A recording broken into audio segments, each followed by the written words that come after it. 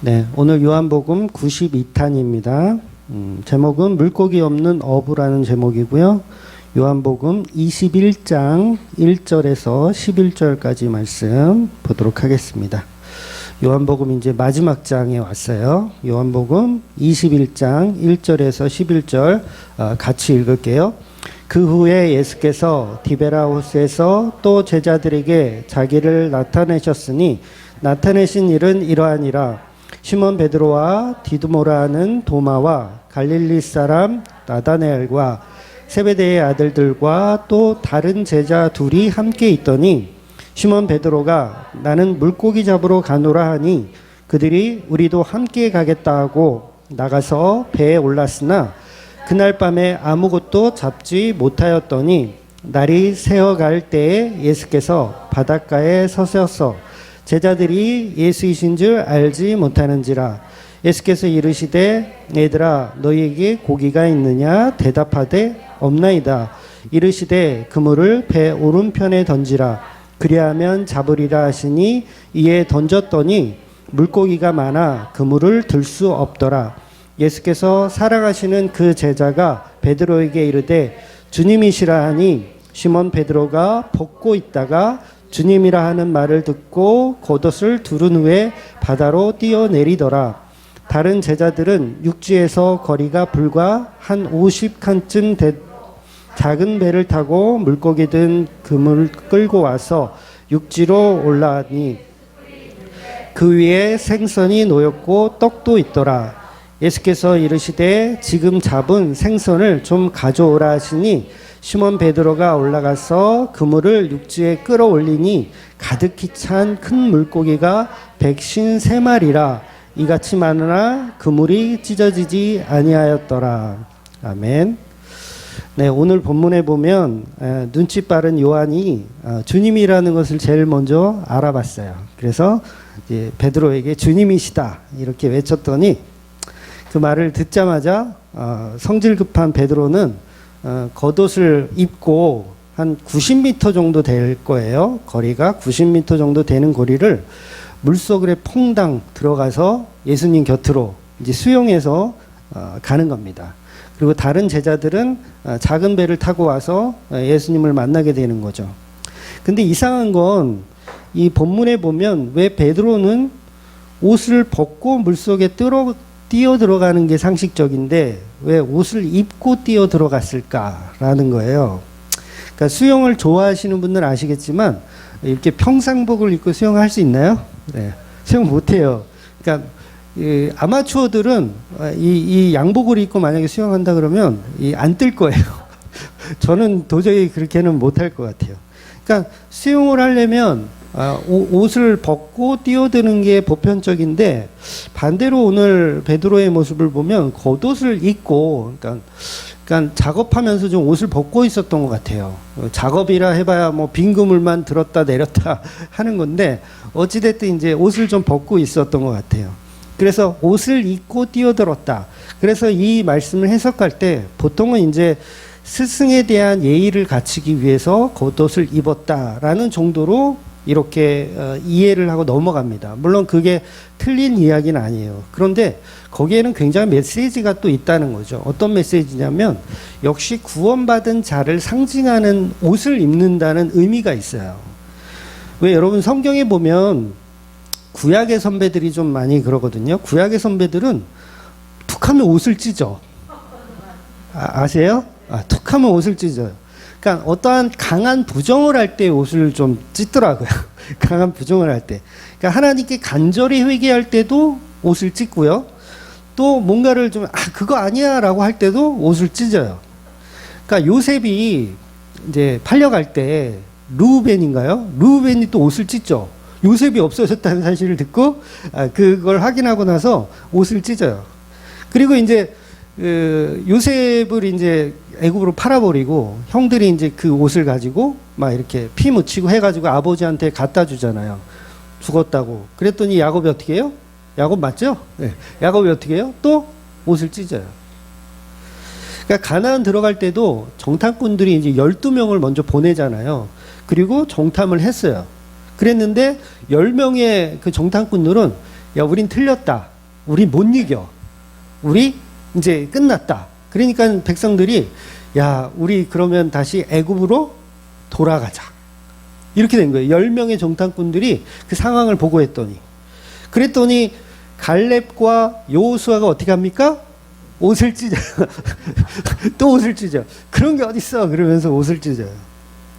이처럼 유대인들에게 옷을 찢는다는 행위는 우리하고는 좀 문화가 다르죠. 우리는 뭐 승질 난다고 옷 찢으면 그거는 조금 이 성질이 좀 못됐다. 이 정도 수준인데 그 유대인들은 이제 옷을 찢는 의미가 있더라는 거예요. 그러니까 나의 어리석음을 표현할 때 또 회개하는 표현을 할 때 강한 부정을 할 때 옷을 찢습니다. 근데 이런 문화가 왜 유대인들 가운데 있냐면 유대인들은 성경에 능통한 사람들이거든요. 성경을 거의 외우기까지 해요. 그러니까 어렸을 때부터 성경을 달달달달 외우게 시킵니다. 그러니까 모세오경은 기본으로 외우게 시켜요. 그래서 성경에 능통한 사람들이기 때문에 하나님이 아담과 하와에게 입혀주신 가죽옷의 의미를 잘 알고 있어요. 그건 뭐예요? 가죽옷의 의미는 뭐죠? 긍휼과 자비예요. 물론 예수님 맞아요. 거기도 맞는데 유대인들 그냥 보편적인 유대인들이 생각할 때 예수 안 믿으니까 그 사람들이 생각할 때는 가죽옷은 긍휼과 자비의 상징인 거예요. 그러니까 죽어 마땅한 죄인의 수치심을 가려주는 하나님의 은혜. 가죽옷을 입혀주시며 떠나보내는 하나님의 은혜. 이걸 유대인들은 다 알아요. 그래서 우리는 죄를 범해서 부끄러운데 하나님이 아담과 하와에게 그 부끄러움을 감춰주기 위해서 동물을 직접 잡아서 가죽을 얻으려면 어떻게 해요? 인조 가죽이 아니에요. 이거는 천연 가죽이에요. 천연 가죽으로 옷을 입혀주셨을 때 그 유대인들은 하나님께 대한 그 사랑과 긍휼과 자비에 대해서 알고 있다는 거예요. 그러니까 옷을 입는다는 건 내가 사랑받는다라는 거, 그런 자격이 있으면 표현하는 거예요. 그럼 반대로 옷을 찢는 건 뭐예요? 나는 사랑받을 자격이 없다라는 표현이에요. 나는 하나님께 사랑받을 자격 없어요 라는 표현을 할 때 옷을 찢는 거예요. 이게 뭐라고요? 이게 회개예요. 회개. 나는 하나님 앞에 가죽옷을 입을 만한 이런 어떤 게 없습니다. 하나님, 저 죽여주세요. 옷을 찢는 거예요. 그러니까 베드로가 오늘 겉옷을 입었다는 건 그 연장선상에서 예수님의 사랑과 용서를 받아들일 준비가 되었다는 뜻이에요. 되었다는 뜻. 그러니까 베드로는 지금 어떻게 해야 돼요? 예수님을 3번 부인한 적 있죠.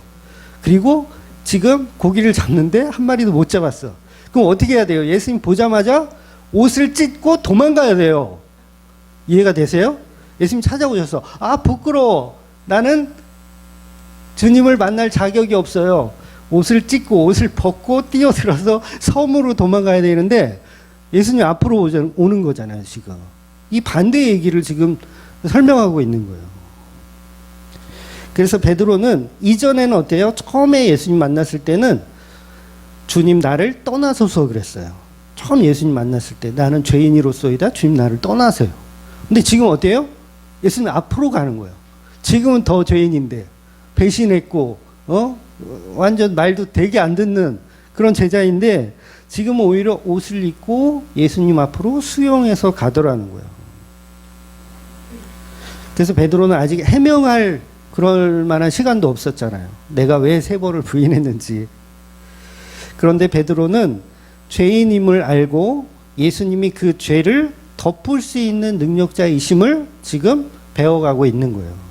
그래서 옷을 벗고 도망가야 되는데 옷을 입고 도망가는 거예요. 아니 입고 예수님 앞으로 오는 거예요. 그 왜 군병들에게 예수님 끌려가실 때 그 마가복음에만 나오는 말씀이 하나 있거든요. 그게 뭐냐면 제자가 한 명이 청년이라고 표현하는데 제자예요. 누군지는 정확히 몰라요. 그 제자가 예수님이 잡혀가니까 이렇게 졸졸졸 따라가다가 이제 걸렸어. 걸릴 것 같아. 그러니까 어떻게 해요? 겉옷을 벗어버리고 막 도망가는 거예요. 그러니까 대조적이죠. 지금 베드로의 상황과 그 십자가 지기 전에 제자들의 상황과 대조적인 거예요. 그러니까 그때는 옷을 벗고 도망가는 게 맞아요. 근데 오늘 베드로는 옷을 벗고 도망가는 게 아니라 옷을 입고 예수님 앞으로 나와오더라는 거죠. 그러니까 본문의 베드로는 은혜가 없다면 옷을 벗고 도망가는 게 맞지만 이제 은혜가 개입하기 시작하니까 옷을 입는 거예요. 그리고 뻔뻔하게 예수님 무릎에 앉아서 식사를 하면서 예수님의 말씀을 듣는 거예요. 여러분, 우리가 얼마나 뻔뻔하면 이렇게 예배드리고 있어요. 아닙니까? 우리는 다 도망가야 돼요. 예수님, 우리는 자격 없습니다. 우리가 무슨 예배할 자격이 있습니까? 우리는 그냥 도망가는 게 마땅합니다. 그런데 뻔뻔하게 주님 앞에 예배할 수 있는 게 왜 이게 가능해요? 예수님의 은혜 때문에 그런 거예요. 아, 가죽옷이 예수님의 모형이었군요. 그 가죽옷의 은혜를 아는 사람들만 모여서 예배를 드릴 수 있는 거예요. 그래서 뻔뻔한 목사, 저 얼마나 뻔뻔합니까? 지가 뭔데 여기서 설교를 하고 있어. 응? 뻔뻔한 우리 집사님들, 장로님, 권사님들, 전부 뻔뻔한 사람들이 예수님 앞에 나와서 그 가죽옷의 은혜로 예배를 드리고 있다라는 거죠. 그러니까 베드로가 겉옷을 입고 뛰어들었다는 건 그 은혜를 이제 알게 되어 그 뻔뻔함을 무릅쓰고 예수님 곁으로 누구보다 빨리 가고 싶은 거예요. 아주 이런 뻔뻔함이 없죠.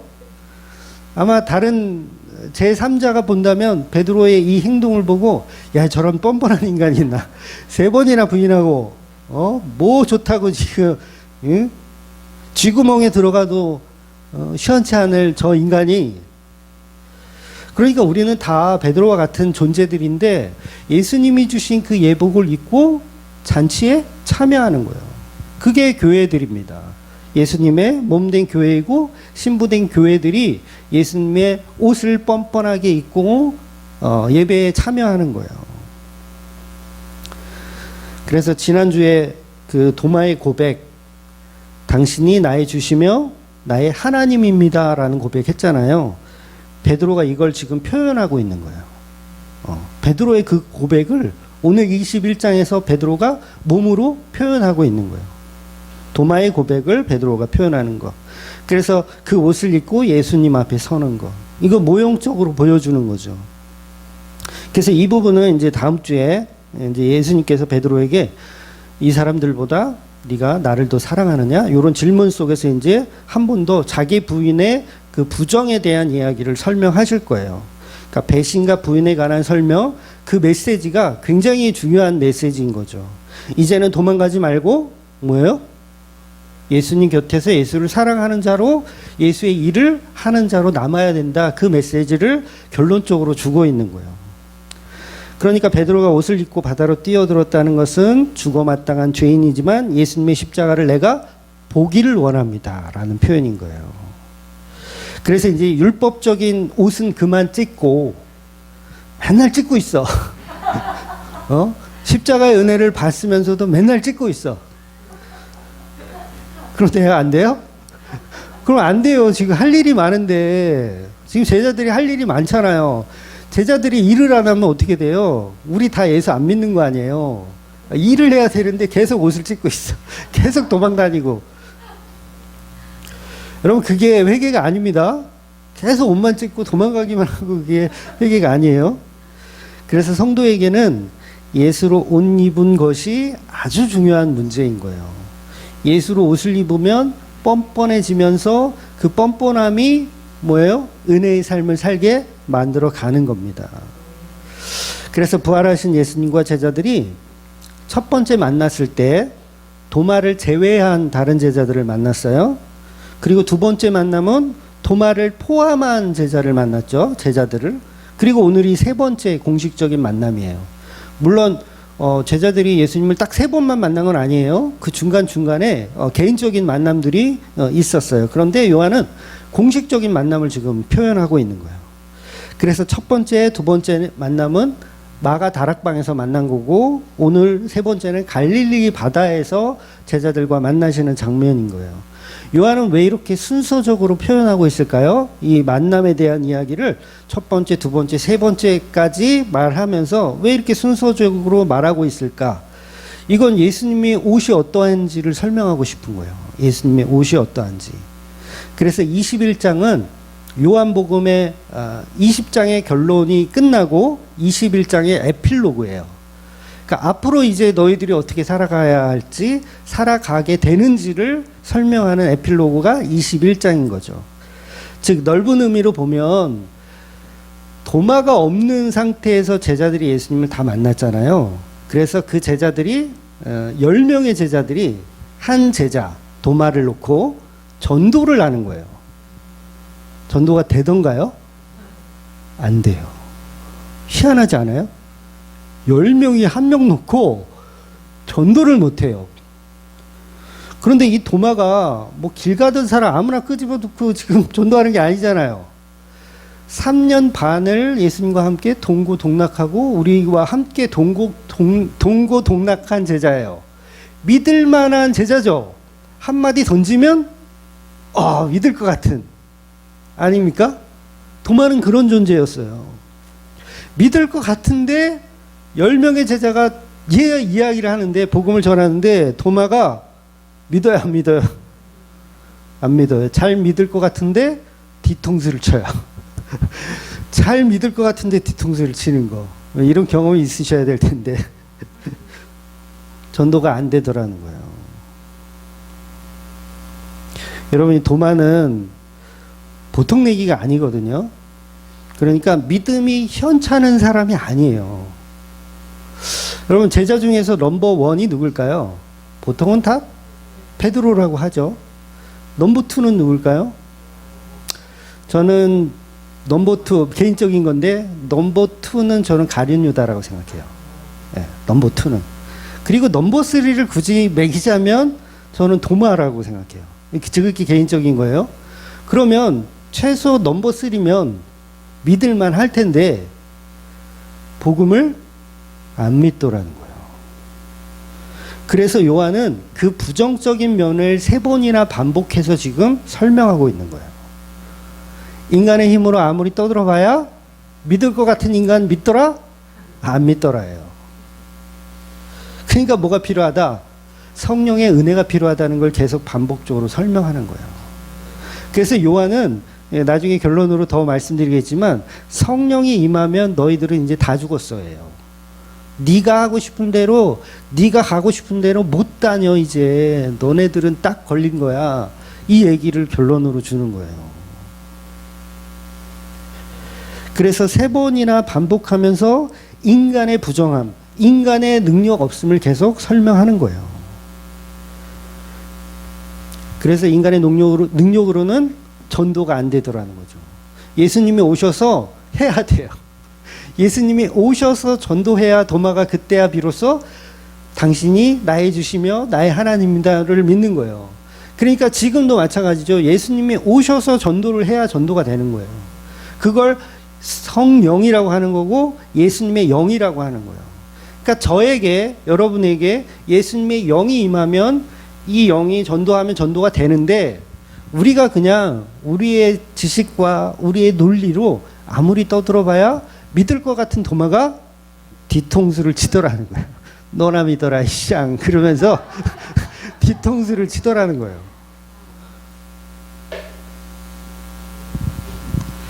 그래서 우리는 성령의 은혜를 먼저 구해야 돼요. 성령의 은혜를. 성령이 없으면 10명의 제자가 1명을 감당을 못하는 거예요. 그런데 베드로가 성령을 받았어요. 그리고 설교를 하는데 몇 명이 회개합니까? 3,000명이 회개해요. 이게 베드로의 능력이에요? 아니에요.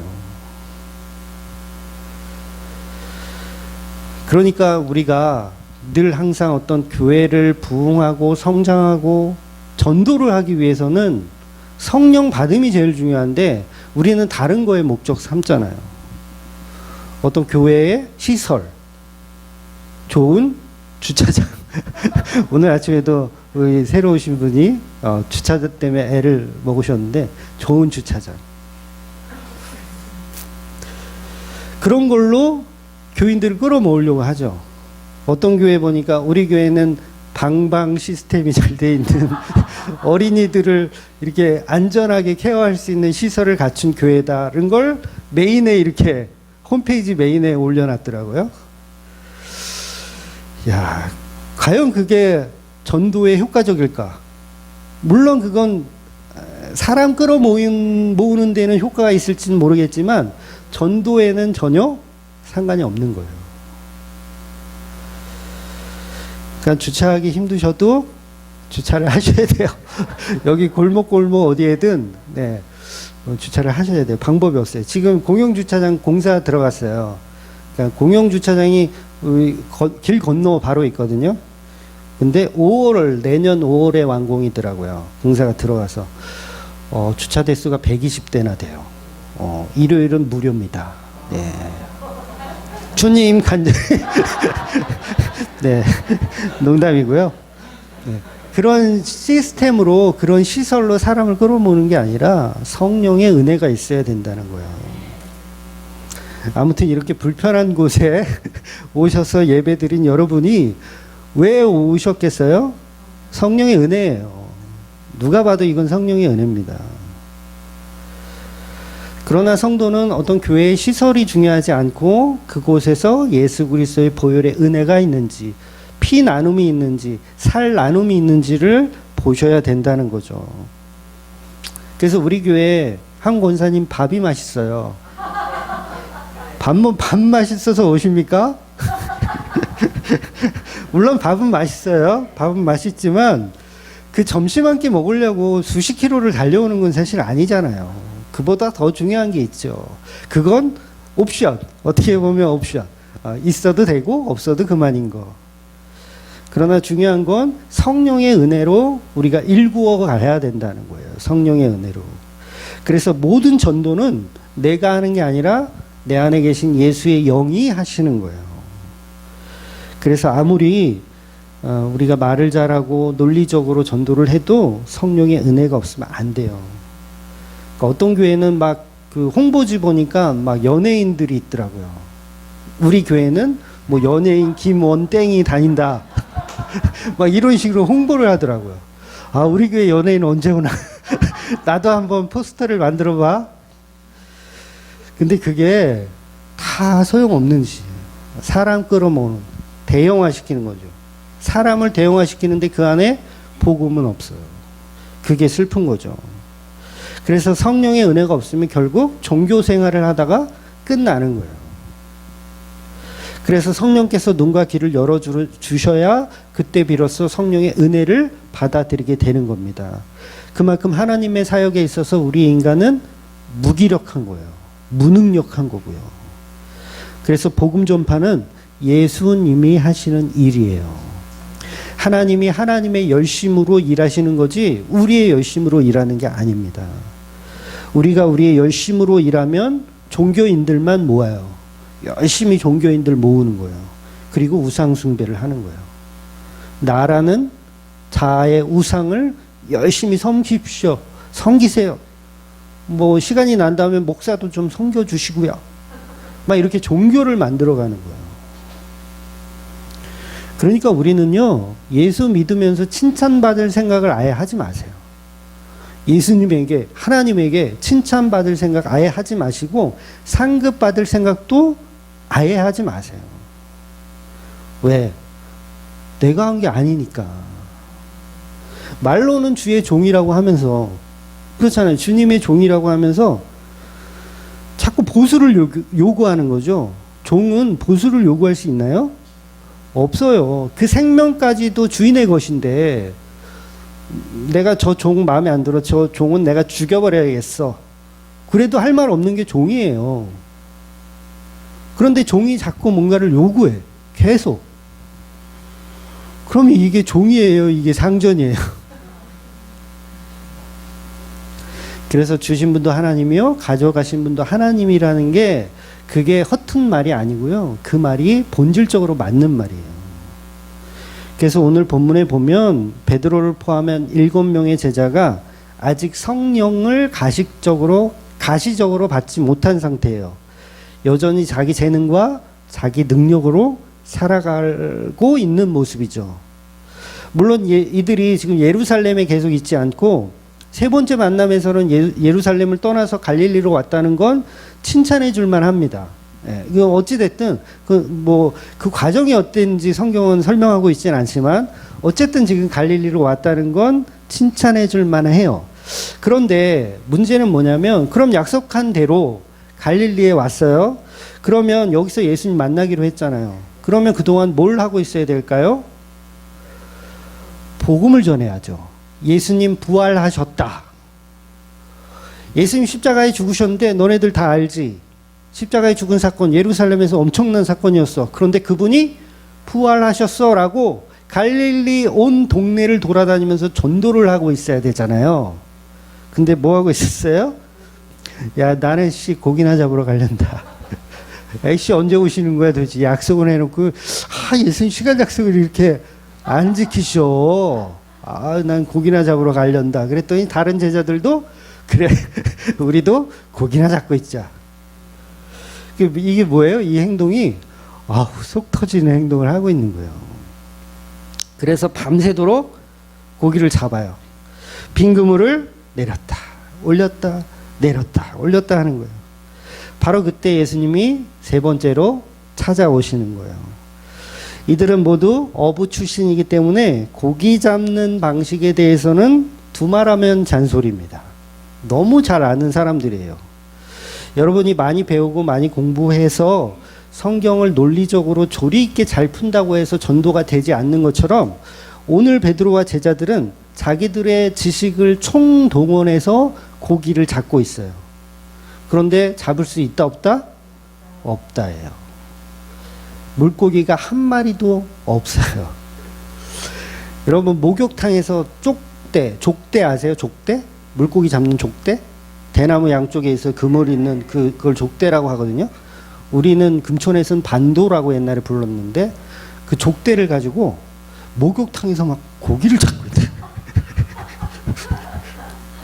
지금 이 모습이 제자들의 모습인 거예요. 이해가 되세요? 목욕탕에서 남들 옆에서 떼미는데 탕에 들어가서 족대로 나 고기 잡을래. 고기 잡고 있는. 제가 요번 여름에 그 해수욕장 갔거든요. 해수욕장에서 아이들하고 이제 놀면서 해수욕장에 물고기 막 다니는 거 아세요? 거기는 막 그 바닷가라 고기가 막 다녀요. 해수욕장인데. 그래서 그 물고기들을 한번 잡아보겠다고. 늘 항상 제 차에는 이 족대가 있어요. 여름만 되면 항상 갖고 다녀요. 그 족대를 꺼내가지고 해수욕장에서 아이들하고 열심히 막 이리 뛰고 저리 뛰고 하면서 몇 마리 잡았을까요? 한 마리도 못 잡았어요. 여러분 바다에서는요 족대로 잡으면 안 되고 투망으로 잡아야 돼요. 넓은 그물 있죠? 이렇게 투망을 툭 던지면 넓게 펴지는 그런 그물이 있어요. 그걸로 잡아야 잡히는데 족대로는 이건 목욕탕에서 고기 잡는 거하고 똑같아요. 그러니까 이런 지식을 제자들이 갖고 있다 없다? 갖고 있는 거예요. 이거 족대로 잡으면 안 돼. 해수욕장은 투망으로 잡아야 돼. 지식이 다 있어요. 그런데 이상하게도 그날따라 잡혀요? 안 잡혀요? 안 잡히는 거예요. 헛손질만 하고 있는 거예요. 그때 예수님께서 개입을 하시죠. 그물을 오른편에 던져라 말씀하시고 그 말에 이제 순종해서 그물을 내렸더니 무려 153마리라고 하는 많은 양의 물고기를 잡게 되는 게 오늘 메시지예요. 그러니까 이 물고기는 처음부터 예수님이 몰아다 주신 거예요. 그렇죠? 예수님이 몰아다 주신 거. 그리고 제자들이 잡고 있을 때 일부러 예수님이 야 고기들아 그쪽으로 가지 마라 이렇게 하신 거예요. 이해가 되세요? 저 인간들 한 마리도 못 잡게 너네들 거기 근처로도 가지 마. 전지전능한 하나님께서 그렇게 하신 거예요. 그러니까 뭐예요? 목욕탕에서 열심히 잡고 있는 걸 본인들은 몰라요. 지금 한 마리도 없는 목욕탕에서 열심히 쪽대로 잡고 있는 걸 본인들이 모르고 있다는 거죠. 그래서 헛수고만 하고 있는 거. 그래서 그 고기는 결국 누가 잡게 하셨냐면 예수님께서 잡게 하셨다는 거예요. 그래서 성령 받은 교회에서 담임 목사가 장로가 열심히 사람을 낚는 업으로 열심히 일해서 곳간을 채웠다. 곳간이라 그러니까 이상하네. 교회당을 채웠다. 그러면 그거 누가 하신 일이라고요? 예수님이 하신 일이에요. 우리는 성령의 은혜가 없으면 목욕탕에서 계속 잡는 거예요. 그러니까 철저히 예수님은 너희들의 어떤 능력과 재능으로 선교 사역을 해서는 안 된다는 메시지를 하시는 거예요. 너희들의 지식과 너희들의 노력과 너희들이 알량한 어떤 수고로 하는 게 아니라는 걸 보여주는 거예요. 그래서 오늘 본문의 배경도 도시 예루살렘이 아닌 시골 변두리 어촌이에요. 제자들을 처음 만났던 그곳입니다. 그래서 그곳에서 다시 선택하시고 다시 시작하는 거예요. 그 당시 갈릴리라는 이 마을, 갈릴리는 좀 지역이 좀 넓어요. 파주처럼 좀 넓어요. 파주 그러면 뭐 되게 조그만 땅인 줄 아는데 여기 파주 굉장히 넓습니다. 뭐 운정 교화에서 저 안으로 들어가면 적성까지도 파주예요. 굉장히 커요. 그러니까 갈릴리 지역도 굉장히 큰 지역이에요. 그런데 거기는 보잘것없는 시골 동네라는 거죠. 그래서 이사야 선지자도 그런 얘기를 했거든요. 갈릴리를 이방 지역이라고 얘기해요. 이방 지역. 그래서 이 제자들이 전부 출신이 남유다 출신이 없어요. 한 사람만 남유다 출신이에요. 누구? 가룟유다만. 가룟유다만 남유다 출신이고 나머지는 다 남유다 출신이 아니에요. 그러니까 예수님은 그 시골 변두리에서부터 시작하는 거예요. 그리고 시골 변두리 출신으로부터 시작하는 거예요. 그래서 오늘 본문에 보면 일부러 모든 제자가 다 참여하지 않았어요. 7명만. 그 어부들만 이렇게 추려가지고 만나신 거예요. 그래서 그 시골에서부터 다시 복음이 시작되는 거, 그걸 설명하고 있는 겁니다. 물론 이 사도 바울 같은 경우는 굉장히 좋은 대학을 나왔고 엘리트 코스를 밟았잖아요. 그러니까 목사라고 해서 저 사람은 허접한 대학을 나왔으니 하나님이 쓰시겠구나. 저 사람은 좋은 대학을 나왔으니 하나님이 안 쓰시겠구나. 이렇게 구분하시면 안 돼요. 그 얘기를 드리는 건 아닙니다. 인간의 수고와 노력이 아니라는 개념인 거예요. 그걸 이해하셔야 돼요. 어찌되었든 이 보잘것없는 11제자로부터 시작해서 지금까지 복음이 이어져 내려오는 거예요. 하나님은 이처럼 인간의 힘으로 사용하는 게 아니라 인간은 없음, 오직 성령의 은혜로만 사용하기를 원하시는 거예요. 그래서 본문에 보면 어부인데 물고기가 없어요. 그 제목이 물고기가 없는 어부잖아요. 어부인데 물고기가 없다. 의사인데 환자가 없다. 이상하지 않아요? 아이러니하지 않아요? 목사인데 교인이 한 명도 없다. 그거예요, 지금. 제자들의 상황이. 목사인데 교인이 한 명도 없다예요. 거기서부터 출발하는 거예요. 그래서 예수님이 베드로에게 다음 주에 보겠지만 내 양을 치라, 내 양을 먹이라 이렇게 표현하잖아요. 내 양이에요. 예수님의 양이에요. 그러니까 베드로의 것은 아무것도 없죠. 목사의 것은 아무것도 없죠. 아무것도 없음에서부터 출발하는 거예요.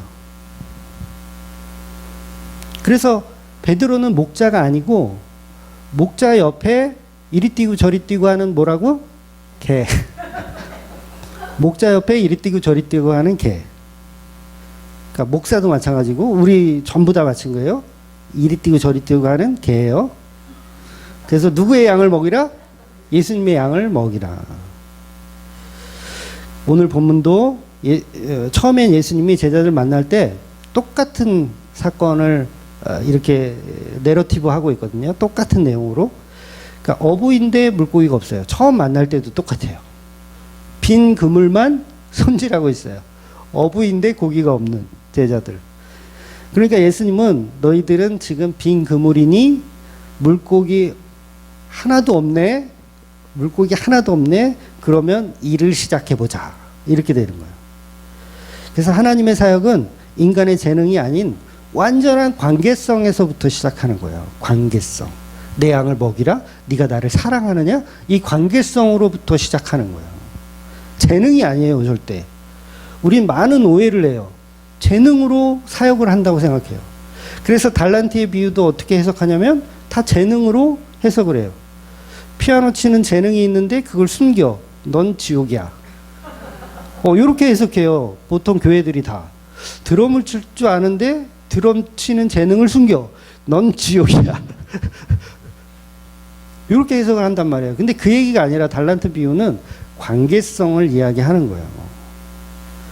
네가 나와 하나가 되어 있느냐. 내가 없을 때, 내가 타국에 갔을 때도 여전히 내가 있는 것처럼 너는 일하고 있느냐. 그 얘기를 설명하시는 거죠. 그러니까 내 것은 없고 그 관계성으로 예수님의 것을 지키는 자가 지금 베드로의 모습이어야 한다는 거죠. 그래서 예수님께서 그물을 오른편에 던지라 말씀하셨어요. 그 말에 순종하는 게 뭐예요? 관계성이죠. 순종하는 게 관계성이에요. 근데 그 관계성은 어떻게 가능하냐면 내 말이 너희 안에 거하고 너희 말이 내 안에 거하면 그 관계성이 해결이 되는 거예요. 근데 배 우편에 던지라고 했는데 넌 무슨 상관이냐? 내가 어부인데, 내가 전문가인데 넌 무슨 상관이냐? 어디 목수 주제에 어부하는 일에 참견을 해? 이러면 뭐예요? 관계가 깨져 있는 거죠. 전혀 깨져 있는 거예요.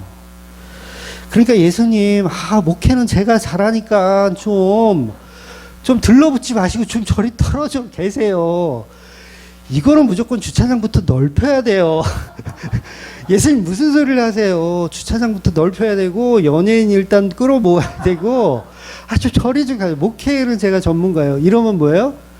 전문성이 있는 게 아니라 관계성이 없다는 거예요. 그런데 이 달란트 비유를 자꾸 이게 재능으로 바꿔가지고 둔갑시켜서 예수님 저리 가세요. 내가 고기 잡는 데는 천재입니다. 내가 고기 이거 잡아가지고 부자 된 사람이에요. 이러면서 예수님을 밀어내더라는 거죠.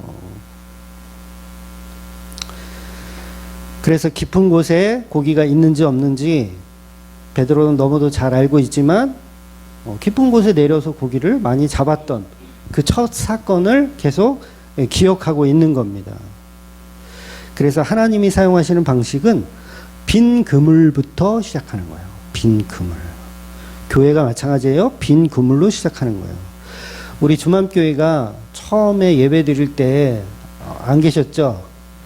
임대 아파트에서 그 몇 평이나 돼? 13평 되나? 11평인가요, 여보야?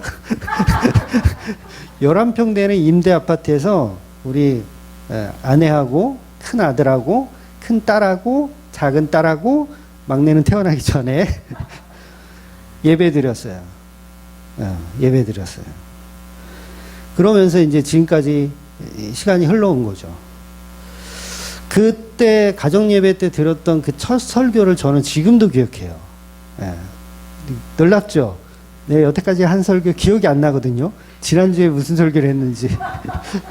솔직히 제목도 지금 생각이 안 날 정도인데 그때 했던 첫 설교가 전 지금까지도 가슴에 담고 있어요. 그러니까 내용은 이런 거였어요. 아빠는 요리사가 되고 싶다. 언젠가 이 말씀 드린 것 같은데 아빠는 요리사가 되고 싶다. 그러니까 성경이라는 재료, 예수 그리스도라는 재료를 가지고 정말 맛있게 요리해서 이렇게 성도를 먹이는 요리사가 되고 싶다. 그런 설교를 했어요. 그래서 그때 그 주맘교회 12신조도 그때 만든 거예요. 지금 보면 되게 촌스럽잖아요. 뭐 헌금 바구니를 돌리지 않는 교회입니다. 촌스러워. 지금 생각하면 촌스러워. 그런데 그렇게 빈 그물에서부터 시작하더라는 거예요. 그래서 오늘 본문에 예수님의 말씀 뭐냐면 너희들이 잡은 고기 다 가져와. 우리 이거 다 먹고 빈손으로 출발하자. 이 얘기 하시는 거예요. 153마리 막 끌어안고 아싸 우린 부자야 이렇게 하라는 얘기가 아니라 다 버리고 선교하러 가자. 너희는 가서 모든 족속으로 제자를 삼아 아버지와 아들과 성령의 이름으로 세례를 주고 내가 너희에게 분부한 모든 것을 가르쳐 지키러 가자. 그 얘기를 하러 오신 거예요. 그럼 어떻게 해야 돼요? 고기 막 싸가지고 가야 돼요? 버리고 가는 거예요. 버리고 가는 거. 과거 한 40년 동안 놀라운 일이 있어요. 뭐 만나 주신 것도 놀랍지만 그보다 저는 더 놀라운 게 옷이 해지지가 않아. 희한하죠? 신발도 해지지가 않아. 40년을 쓰는데. 저는 신발을 나이키를 좋아하거든요. 운동화를. 어릴 때 못 신어봐가지고 한이 맺혀가지고 지금은 신발 산다 그러면 무조건 나이키예요. 근데 나이키도 한 10년 신잖아요. 그러면 닳아서 못 신겠더라고요. 정품도. 가품은 한 1년밖에 못 신어요. 그런데 놀랍게도 40년을 신는데도 신발이 닳지 않는 거예요. 그러니까 제자들의 삶에 필요한 모든 것을 채워주겠다는 거예요. 물론 이걸 저와 여러분이 똑같이 적용하면 안 돼요. 착각하면 우리도 사도다. 그래가지고 하나님께서 까마귀를 보내서 내 일거수일투족 먹을 것을 다 책임져 주실 거다. 막 이러고 사역하면 큰일 나요. 요건 사도들의 이야기인 거예요. 그렇게 하라는 게 아니라 교회 안에 본질이 무엇인지를 설명하고 있는 거예요. 무엇이 우리의 목적인가를. 그래서 오늘 본문이 말씀하고 있는 것은 너희들은 사람을 낳는 어부가 되어야지 왜 고기를 낳고 있느냐. 그 얘기 하시는 거예요. 다시 옛 모습으로 돌아간 그 모습을 지금 빨리 회복시키고 계신 거예요. 그렇게 잡는 물고기, 이 물고기가 상징하는 의미가 뭡니까? 이건 베드로에게는 뭐예요? 부예요, 부. 명예고요. 그래도 어부가 돼가지고 한 153마리 정도는 한 번에 잡아가야지. 그런 거 있잖아요. 여러분들 다 개인적으로 있잖아요. 뭐 마라톤을 좋아하시는 분들은 42.195km를 한 번쯤은 완주를 해봐야지. 뭐 이런 거, 그런 거하고 비슷한 거예요. 그래서 이런 어떤 성취감을 맛보고 있는 거예요. 그래서 어쨌든 이 153이라는 건 이 어부들에겐 부유함의 상징입니다. 어부들이 꼭 한번 해보고 싶은 거.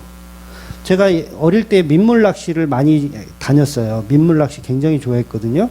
여기 교학강에 옛날에는 낚시 금지가 아니었어요. 어릴 때는 해도 돼요. 막 했어요. 그래서 제가 웬만한 건 다 잡아봤어. 잉어, 붕어, 그다음에 뱀장어, 메기, 쏘가리. 뱀장어가 이게 손맛이 이게 아주, 이건 경험해 보신 분만, 뱀장어가 이게 아주 짜릿해요. 그런데 제가 유일하게 못 잡아본 어종이 하나 있어요. 그게 뭐냐면 가물치예요. 가물치는 이상하게 한 번도 못 잡아봤어요. 낚시꾼이라면 다 잡아보고 싶은 욕망. 그래서 오늘 베드로가 그걸 소원 푸는 거예요. 그래서 중요한 것은 이 물고기를 가지고 가는 것이 아니라 버리고 간다는 거예요. 제가 가물치를 못 잡았잖아요. 그러니까 지금도 목회하면서 낚시가 가고 싶어. 그런데 그때 가물치를 만약에 잡아봤으면 난 할 만큼 다 해봤다. 이제 별로 관심이 없을 텐데 지금도 낚시가 하고 싶어. 그러니까 베드로에게 뭐예요? 은혜가 쏟아지고 있는 거예요, 지금. 야, 너 해볼 거 다 해봤구나. 너 153마리 가득 잡아봤구나. 그런데 이 물고기를 싸가지고 가지 않더라는 거예요. 왜냐하면 예수님 처음 만났을 때도요, 그 깊은 곳에 가서 그물을 던지라 했을 때, 그물이 찢어졌어요, 진짜로. 찢어질 정도로 고기를 많이 잡았어요. 근데 그 고기 어떻게 합니까? 예수님이 너희들은 나를 따라와라 했을 때, 그물을 버려두고, 고기도 버려두고, 배도 버려두고 온 거예요. 따라온 거예요, 예수님이. 물론 이건 버렸다는 얘기는 아니에요. 배는 묶어둔 거고 다른 고기들은 다른 어부들께 가지라고 이렇게 맡겨두고 온 거예요. 중요한 건 지금 잡은 153마리도 내 소유가 아님은 확실하다는 거죠. 그러니까 많은 양의 물고기는 성교적 의미의 모형이 들어있어요. 성교적 의미의 모형. 그러니까 물질의 복을 설명하는 게 아니에요. 예수님과 함께 하시면 이렇게 많은 사람을 낳는 어부가 될 수 있다라는 표현을 하는 거죠. 즉 영원 구원은 사람을 낚으려면 예수님의 말씀에 순종하여 진행되면 된다라는 이야기를 하는 거예요. 그래서 말씀에 순종하면 부자 된다는 얘기가 아니라 이 153이 유명한 게 있잖아요. 우리 모나미 볼펜에 보면 153이 적혀 있어요. 그 모나미 볼펜 제일 저렴한 볼펜. 어릴 때는 이제 많이 썼는데 요즘은 이제 흔하지가 않죠. 그런데 그 53이라는 숫자를 박아놓고 이게 우리의 부의 상징입니다. 이렇게 하면 우리는 성공할 수 있습니다. 라고 하면 그건 무당인 거예요. 무당. 이걸 뭐라 그래? 부족이죠. 부족 삼는 거죠. 153. 그런데 오늘 본문은 그 얘기가 아니라 예수님을 믿는다는 것은 오히려 내 힘과 내 열정이 기각되어지는 거예요. 점점 빈 그물로 되어지는 거. 그물에 고기가 있다 한들 그걸 버리고 오는 거죠. 그래서 제자들은 그 그물을 다 버리고 예수님을 따라가게 되는 거예요. 역시나 오해하면 안 됩니다. 이 말씀을. 사회적인 책임을 다 버리고 예수만 믿으라는 얘기 아니에요. 이건 사도들에게 지금 표현되고 있는 상징적인 의미인 거예요. 그래서 베드로처럼 뭐 직업도 버리고 마누라도 버리고 교회만 열심히 오라는 얘기가 아닙니다. 어떤 사람들은 막 이름도 막 바꾸잖아요. 자기 이름 막 다윗으로 바꾸고 뭐 베드로로 바꾸고 뭐 막 스님들처럼 막 처자식도 버리고 나는 오직 교회다. 그 얘기가 아니라 사도 바울도 여러분 그 총각으로 알고 계시잖아요. 근데 아닐 수도 있어요. 사별했을 가능성도 있어요. 사도 바울. 그러니까 결혼을 한 번도 안 한 수총각이 아닐 가능성이 굉장히 커요. 물론 정확한 이 내용은 우리가 모르지만 정황상 그래요. 결혼을 한 번 하고 사별했을 가능성이 크다. 그냥 추정입니다. 그래서 사도 바울처럼 막 결혼도 안 하고 막 이렇게 막 헌신 봉사하는 걸 굉장히 가치 있게 여기시면 안 돼요. 그런 얘기가 아니에요. 그래서 오늘 본문을 오역하면 어설픈 열정으로 고기를 버리고 예수님을 따라가자 이렇게 또 오해하시면 안 됩니다. 그건 믿음이 아니라 그건 미친놈이에요.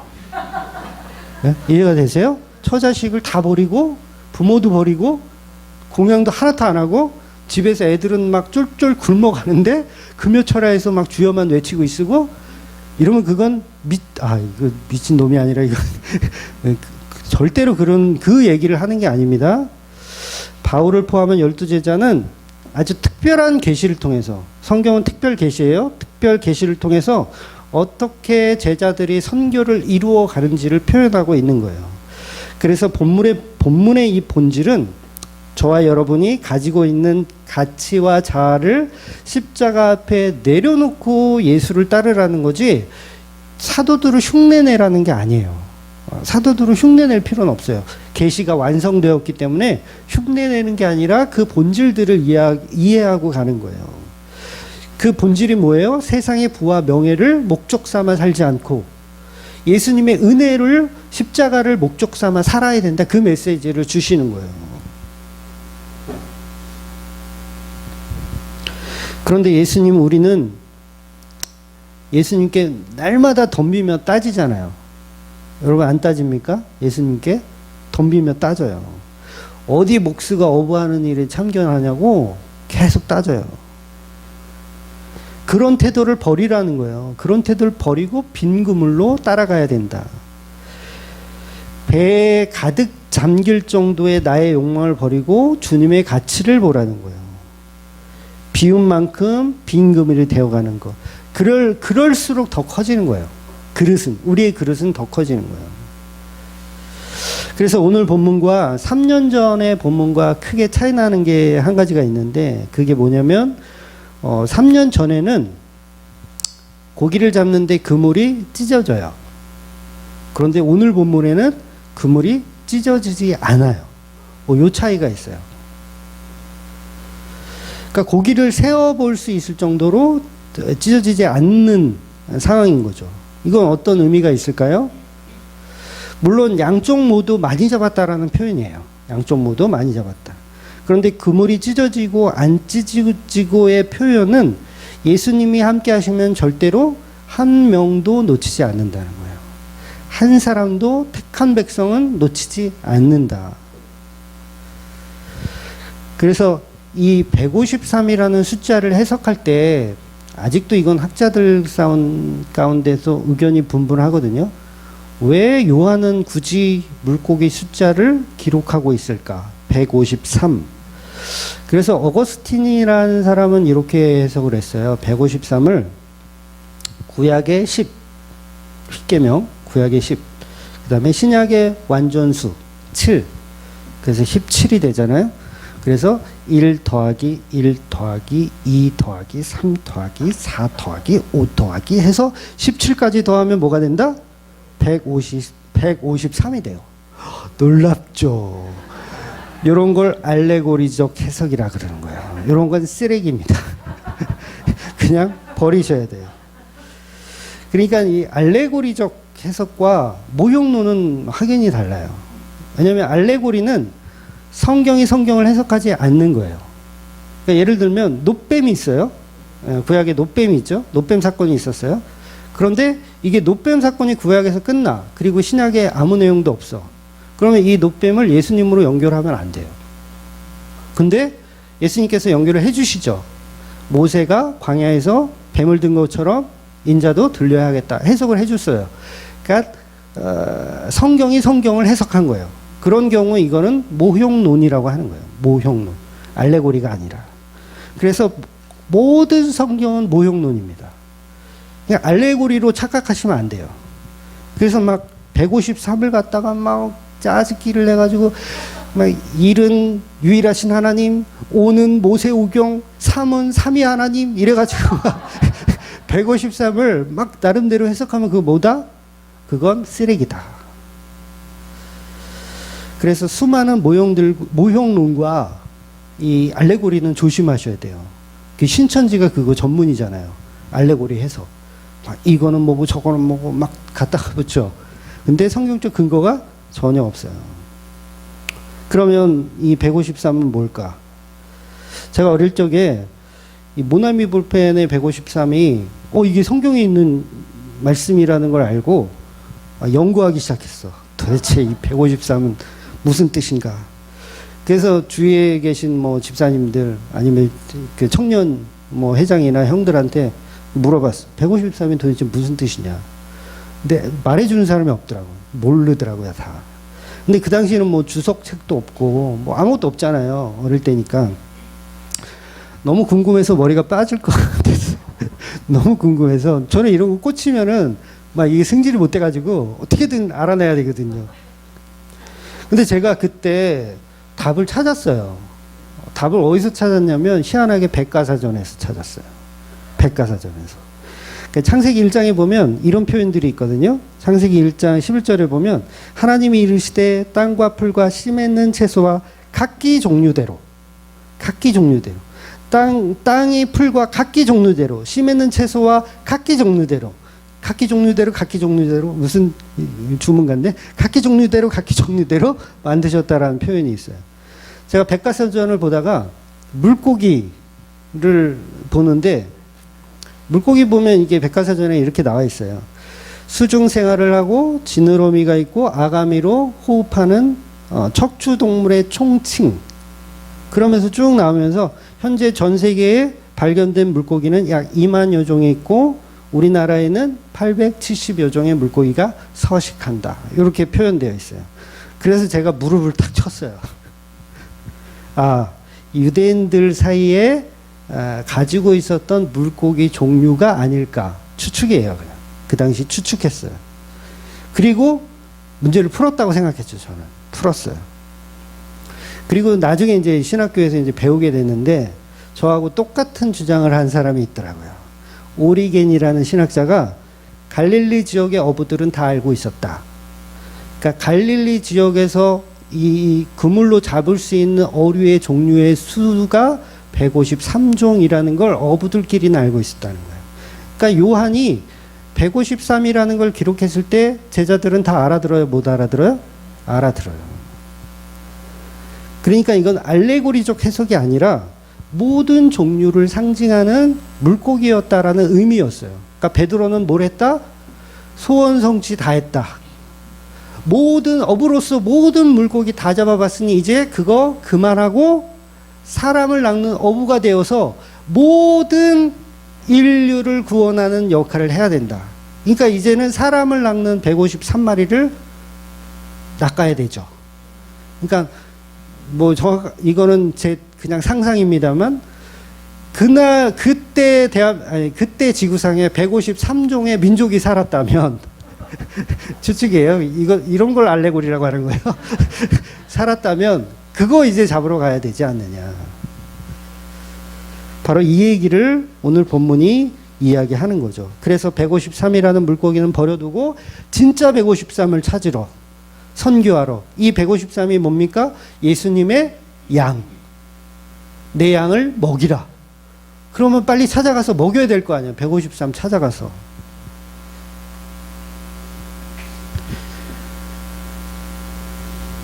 그래서 3년 전에는 그물이 찢어졌다면 이제는 찢어지지 않는 거예요. 너희가 가는 곳에 153의 모든 것을 다 수확할 수 있도록 내가 함께 하겠다. 그 말씀을 하는 거예요. 그래서 이제는 사람을 낚는 업으로 내가 너를 사용하겠다. 그러니까 베드로는 교회의 대표라고 할 수 있어요. 제자들의 대표이면서 우리 교회들의 대표. 그러면 이 베드로에게 주신 이 말씀은 결국 우리들에게, 교회들에게 주시는 동일한 말씀이라는 거죠. 그러니까 저와 여러분의 가치를 물고기 잡아서 부자 되는 거에 가치를 두지 마시고 예수님의 양을 먹이는 그 일에 우리는 더 관심을 갖고 봐야 한다는 거죠. 그래서 저와 여러분은 이제 새로운 업으로 거듭나시기를, 그만 목욕탕에서 허우적거리시고 새로운 업으로 거듭나시는 저와 여러분이 되시기를 주의 이름으로 축원드리겠습니다. 아멘. 기도하겠습니다.